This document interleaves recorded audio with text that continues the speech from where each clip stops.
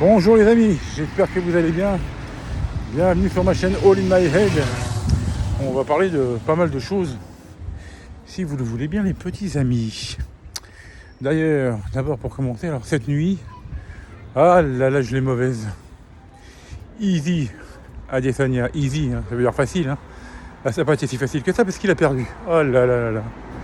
Mais alors, dans le genre, je gère, je crois que je suis en avance. Et puis je dis, maintenant, t'es à la bourre, mon vieux. Eh oui. Alors le gars, là, c'est Strickland, là. Franchement, respect. C'est Strickland, je sais plus, c'est assez difficile à prononcer. Respect, le mec, il était pas venu là pour boire l'apéritif ou pour faire de la figuration. Il savait très bien pourquoi il était venu et il l'a clairement démontré. Le mec, il a avancé tout le combat sur Adesanya. Alors Adesanya, évidemment, super mobile, et en gaucher et en droitier, et vas-y je distribue avec les pieds, et vas-y je dirige du gauche, machin, et je bouge. Ouais, premier round, fin de premier round, il se fait cueillir, boum, il perd le premier round, alors qu'il maîtrisait tranquillement le combat. Ça m'a rappelé un peu la perte contre Pereira au 5e round, alors que monsieur gérait tranquillement et facilement le combat. Après, il revient au combat, tranquille, il y a eu le deuxième, il y a eu le troisième. Le quatrième, il croit qu'il gère, il le perd. Mais dans sa tête, à mon avis, je pense qu'il est encore devant. Enfin, il pense qu'il est encore devant, alors que moi, j'étais là, ça sent mauvais. Et puis, Strickland, file à sa stratégie. J'avance.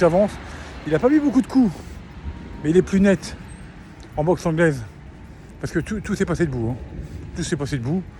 Il devait y avoir une ou deux approches au sol. Et encore, je sais même plus, il faudrait que je regarde le combat parce que là, c'est à chaud. Mais bon, les coups les plus nets ont été pour le challenger, quoi. Et puis, de toute façon, à la fin du 5e round, quand le gong sonne pour la fin du combat, il y en a qu'un qui lève les bras, quoi. Donc, je suis déçu parce que je pensais qu'après la performance qu'il avait fait, la revanche qu'il a fait contre Pereira, avec ce chaos monumental au 2e round, je pensais qu'il allait continuer sur sa lancée et que définitivement asseoir sa supériorité sur la division. Et ben faut croire que non. Et puis le mec sorti nulle part parce que le challenger là, je vais arrêter de dire son nom parce que je sais pas si j'aurais pas l'écorché. Moi je l'avais jamais vu, jamais entendu parler. Et puis le mec il arrive et puis boum, il prend le titre. Alors bon, j'espère qu'il va y avoir une revanche quand même parce que bon, 34 ans pour Adesanya quand même, c'est peut-être encore un peu tôt pour prendre la tangente. Mais j'aimerais bien qu'il revienne et puis qu'il fasse comme contre Pereira, qu'il reprenne sa ceinture, quoi. Et qu'il fasse gaffe, parce que bon, c'est un peu les montagnes russes. Je prends, je perds. Non, à un moment donné, si tu veux asseoir ta supériorité, c'est tu prends et tu gardes. Voilà, pour moi, voilà. Après, il est vrai qu'il est beaucoup plus dur de garder une ceinture que d'aller la chercher. Parce qu'une fois que vous l'avez cherchée, vous l'avez. Le plus dur, c'est de la conserver. Ça, je suis d'accord avec vous. Parce que une fois que vous l'avez, tout le monde veut vous détrôner. Donc voilà. Mais bon, déçu quand même, mais ça n'empêche pas que Easy reste mon favori dans cette division-là. Voilà, c'était le petit débrief du combat de cette nuit, pour lequel je me suis levé, où j'ai pas été déçu, parce que le combat d'avant était très bien aussi. Volkov a battu Tuivasa, c'est l'adversaire qui avait combattu Cyril Gane dans le premier MMA à Bercy. Donc, net et sans bavure. Donc on a eu le droit, et puis les combats d'avant, on a eu le droit à 2 KO au premier round absolument merveilleux. Et il y en a un que je retiens, c'est le Black Capé. Alors lui c'est une terreur et il a une sacrée boxe anglaise. Et je vous dis, lui, à surveiller de très près. Voilà, les amis, c'était ma petite parenthèse sur le MMA. Que voilà, j'en ferai pas une aussi grande que la boxe anglaise. C'est pour ça que j'ai une chaîne complètement dédiée à la boxe anglaise, parce que c'est ma vie, et la boxe anglaise est ma vie. Voilà. Mais le MMA, j'aime bien, donc les combats qui m'intéressent, je les débriefe. Maintenant les amis, revenons. On va faire une petite parenthèse aussi par le rugby. Alors le rugby, moi, c'est pas mon truc.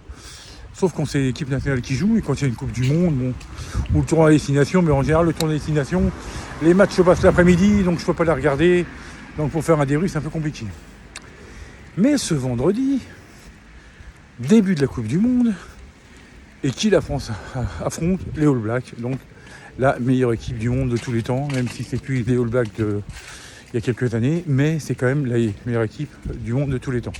Donc pour un premier match, pour débuter une Coupe du Monde, même si c'est chez nous, c'est un peu compliqué, même si l'équipe de France de maintenant, je pense qu'on a la meilleure équipe de France, on va dire toute époque confondue. On en a eu une très belle en 2007, quand on a fait demi-finale contre les Anglais, on avait battu le Black en quart de finale, ça je me rappellerai toujours, ce fameux match à Cardiff. Mais là, en fait, je vous dis ça parce qu'une fois, un collègue, plus tôt dans l'année, lors du tournoi Destination, me dit « Ouais, je suis tout euphorique, l'équipe de France. » J'ai dit « Mais l'équipe de France de quoi ? De rugby a été gagnée à Twickenham. » On a rarement gagné là-bas, ça nous est arrivé, mais rarement gagné là-bas. La fois qu'on a gagné, c'était genre de 2-3 points. Il me dit « Ouais, a été mettre une branlée aux Anglais. » Alors j'ai dit « Qu'est-ce que ça fait une branlée ? » « Ouais, 45-18, un truc comme ça. Je dis « Quoi ? C'est quoi ce délire ?» Alors, le soir même, je rentre chez moi, je m'empresse de mettre le highlight et de regarder le match. Et là, je reste assis et j'ai fait « Waouh !» Là, d'accord. Là, cette équipe-là me plaît. Et puis alors, juste un peu avant la Coupe du Monde, il y a un test match France-Australie. Je dis tiens, contre les Wallabies. Pareil, une des meilleures équipes du monde. De toute façon, tout ce qui est hémisphère sud, c'est les meilleurs. Hein. Afrique du Sud, Australie, Nouvelle-Zélande, ils ont tout gagné. À part l'Angleterre qui a dû gagner en 2003, je crois. Non, en 2011. Non, pas en 2011. En 2015, je sais plus. Ils ont gagné il n'y a pas longtemps. Enfin bon, bref. Autrement, c'est toujours ces équipes-là qui gagnent la Coupe du Monde. Et ben l'équipe de France a mis une branlée aux Australiens aussi. Je me dis tiens, bon, bah écoute, ok. Je pense qu'on a l'équipe pour compétitif pour les accrocher. Donc là, premier match, 27-13 pour les Français contre les All Blacks. Donc ça démarre bien, alors qu'on avait fait un début de match un peu hésitant. On était un peu tendu. Normalement on est chez nous, on fait partie des favoris. Puis en plus c'est contre les All Blacks, donc c'est pas facile. Et finalement on a fait une deuxième mi-temps d'anthologie, de tueurs. Les Blacks n'y étaient plus. Et maintenant je pense que leur haka, c'est une tradition, mais avant ça faisait peur à tout le monde, maintenant je crois que ça fait plus peur à personne. Enfin, à plus grand monde en tout cas. Donc voilà, maintenant je ferai des petits débriefs de cette Coupe du Monde. Si on va loin pour les matchs de l'équipe de France, les autres, je m'en bats un peu les couilles, hein, si vous voyez ce que je veux dire. Mais ça promet. Maintenant, on va parler football.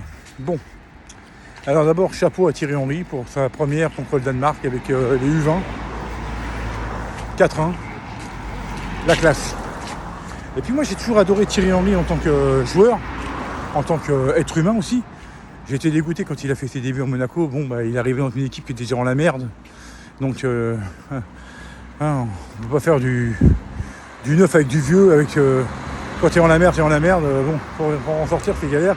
Et en plus, on ne lui a pas laissé le temps. Après, il a été au Canada. Bon, après, ça a été des problèmes plus personnels et tout. Donc, il servit consultant. En tant que consultant sur RMC, j'adorais. Parce que, bon, c'est un ancien footballeur de très, très, très, très haut niveau. Ancien recordman de buts en équipe de France, champion du monde, champion d'Europe, Ligue des champions, enfin bon bref, légende d'Arsenal. Donc le mec, on va pas lui apprendre la vie. Hein.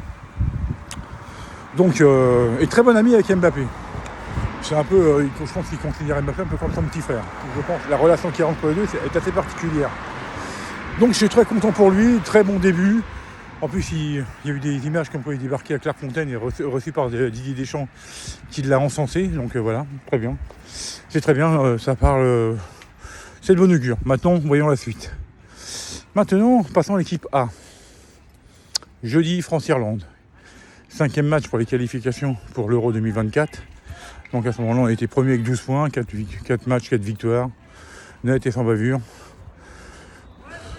Jeudi, on l'emporte contre l'Irlande 2-0. But de Tchouaméni et de Marcus Thuram. Très bien, donc 5 matchs, 15 points. Je pense que, bon, les mecs ils veulent pas se mouiller, c'est normal, mais je pense que la qualif elle est là, quoi. Hein, même si on est accroché par les Pays-Bas, je voudrais mal perdre contre la Grèce ou contre les autres équipes qu'il y a. Je pense que ça passera comme une lettre à la poste. Donc voilà, en fait un week-end très constructif. Et content. Maintenant je vais vous parler d'un truc. Il va y avoir la reprise, je ne vais pas vous parler du match amical contre l'Allemagne, ça on en reparlera après le match. Bon, ça va être un match à prendre au sérieux parce qu'il n'y a pas de match amicaux. L'Allemagne, ça fait toujours plaisir si on les bat. Et puis, comme on est parti sur une bonne dynamique, on est toujours invaincu cette année, autant le rester. Et puis, si on peut les taper à Dortmund, on ne va pas se gêner.